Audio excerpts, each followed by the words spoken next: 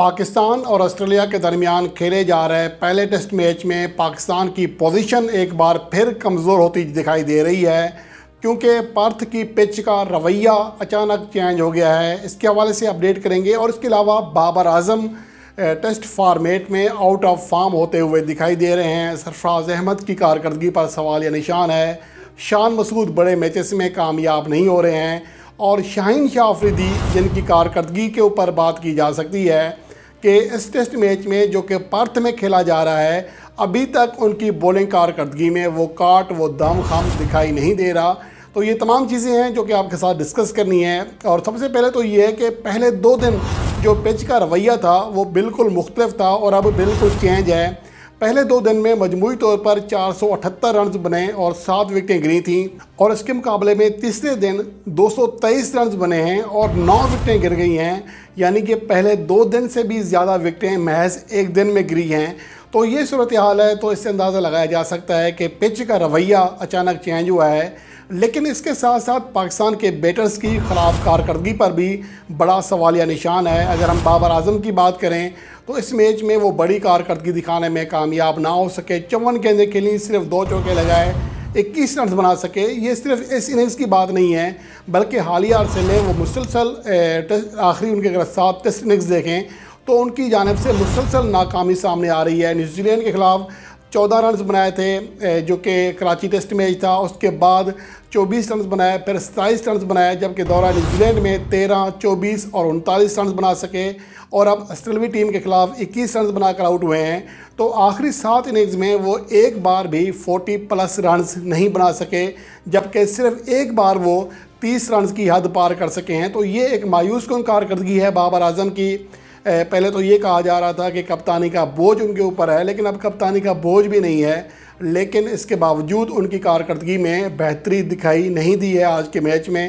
اور اس کے علاوہ اہم بات یہ بھی ہے کہ آج کی ناکامی کے باوجود وہ ایک بڑا سنگ میل عبور کرنے میں ضرور کامیاب رہے ہیں۔ پاکستان کے 5ویں بیٹر بنے ہیں جنہیں انٹرنیشنل کرکٹ میں 13,000 رنز مکمل کرنے کا اعزاز حاصل ہوا، تو بہرحال یہ اعزاز ان کے پاس ہے۔ اس سے پہلے انضمام الحق، یونس خان، محمد یوسف اور جاوید میانداد پاکستان کے لیے یہ کارنامہ سر انجام دے سکے تھے۔ اب اس فہرست میں بابر اعظم کا بھی نام آ گیا ہے۔ لیکن اب میچ کے لحاظ سے بات کریں تو پاکستان ٹیم اب بیک فٹ پر جاتی ہوئی دکھائی دے رہی ہے، اور جس طرح پاکستان کے بلے بازوں نے مظاہرہ کیا کھیل کا، تو اس سے تھوڑا اندازہ یہ بھی لگتا ہے کہ پاکستان کے بیٹرز کی جو سوچ تھی وہ شاید یہ تھی کہ میچ کو کسی طرح ڈرا کی جانب لے جایا جائے۔ حالانکہ جتنی پاکستان کے بیٹرز نے کریز پر قیام کیا، اگر تھوڑا بہتر اسٹرائک ریٹ رکھتے تو پاکستان ٹیم حریف ٹیم کو، حریف بولرز کو دباؤ میں لانے میں کامیاب ہو سکتی تھی، لیکن ایسا نہیں کیا گیا۔ تو پھر وہی دفاعی سوچ ہے۔ کہا تو بہت جاتا ہے، رمیز راجہ جب چیئرمین PCB نہیں تھے تو یہی کہتے تھے کہ جارحانہ اپروچ اپنانی ہوگی، لیکن جب وہ چیئرمین بنے تو اس طرح کی چیزیں سامنے نہیں آئیں، اور اب محمد حفیظ، وہاب ریاض، ان کی جانب سے دعوے تو بڑے ہیں۔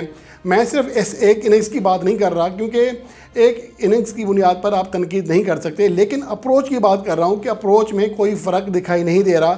البتہ شان مسعود قدرے ایگریسو موڈ میں تھے، بہتر کھیل رہے تھے، دباؤ میں نہیں آئے، لیکن ان کی جانب سے بھی بڑی کارکردگی سامنے نہیں آ سکی ہے۔ جو 30 رنز بنا سکے، 43 گیندیں کھیلیں، 5 چوکے لگائے۔ اس کے علاوہ پاکستان کی جانب سے جو واحد 50 بنائی امام الحق نے، لیکن لگ بھگ 200 گیندیں کھیلی، 199 بالز کھیل کر 62 رنز کیے، 31 کا اسٹرائک ریٹ تھا۔ پوری اننگز میں 200 کے قریب گیندیں کھیلنے کے باوجود صرف 4 چوکے لگائے۔ تو یہ ایک دفاعی سوچ ہے جو کہ کسی بھی طرح فائدہ مند ثابت نہیں ہو سکتی پاکستان کے لیے۔ تو اب جو امید ہے پاکستان کی کہ پاکستان ٹیم کم بیک کر سکتی ہے، یہ میچ جیت سکتی ہے یا کم از کم ڈرا کرا سکتی ہے، تو اب یہ امیدیں کسی حد تک معدوم ہوتی ہوئی دکھائی دے رہی ہیں۔ اس کے ساتھ ساتھ جو اگر شان مسعود کی بات کریں تو ڈبل سنچری ضرور بنائی تھی پریکٹس میچ میں، لیکن ٹیسٹ فارمیٹ میں ان کی کارکردگی مسلسل جو ہے خراب ہے، بڑی کارکردگی نہیں دکھا پا رہے ہیں۔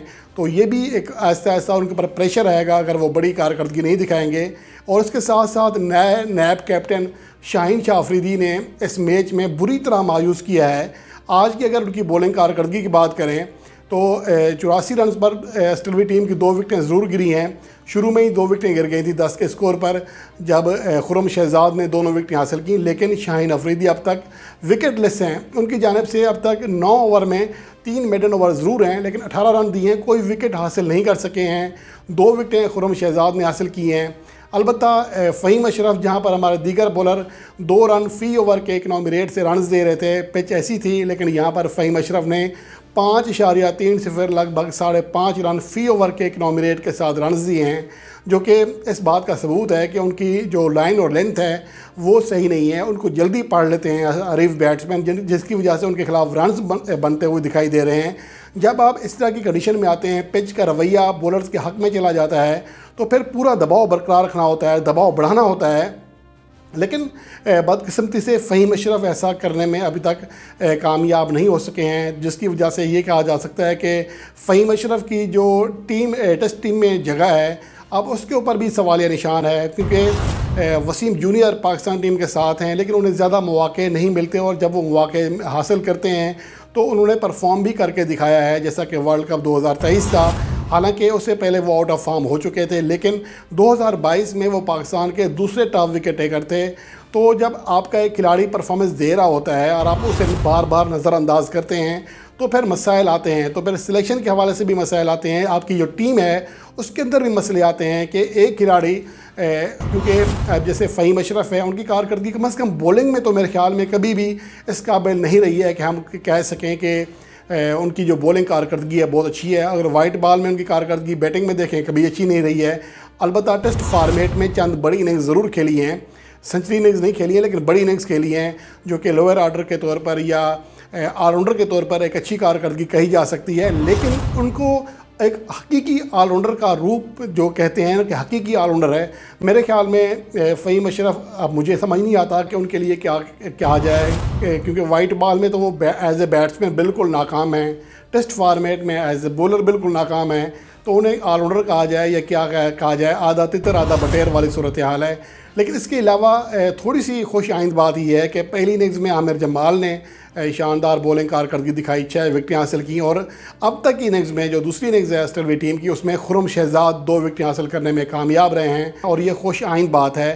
امید ہے کہ پاکستان کی ٹیم جو اب مزید 2 دن رہ گئے ہیں اس میں کسی حد تک کم بیک کرے گی. اور سب سے بڑی ذمہ داری اب آتی ہے, سب سے بڑی ذمہ داری ہے شاہین شاہ افریدی کے کندھوں کے اوپر, جو کہ سپر لیڈر ہیں پاکستان کی فاسٹ بولنگ کے, اب تو نیب کیپٹن بن گئے ہیں, T20 فارمیٹ کے کیپٹن بنا دیے گئے ہیں.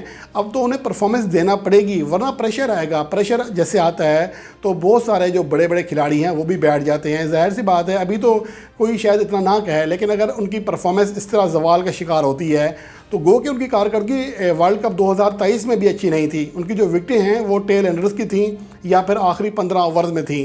لیکن آپ جب کیپٹن ہوتے ہیں, آپ اس طرح کی کارکردگی دکھاتے ہیں تو پھر آپ کے اوپر زیادہ پریشر آتا ہے, زیادہ تنقید ہوتی ہے.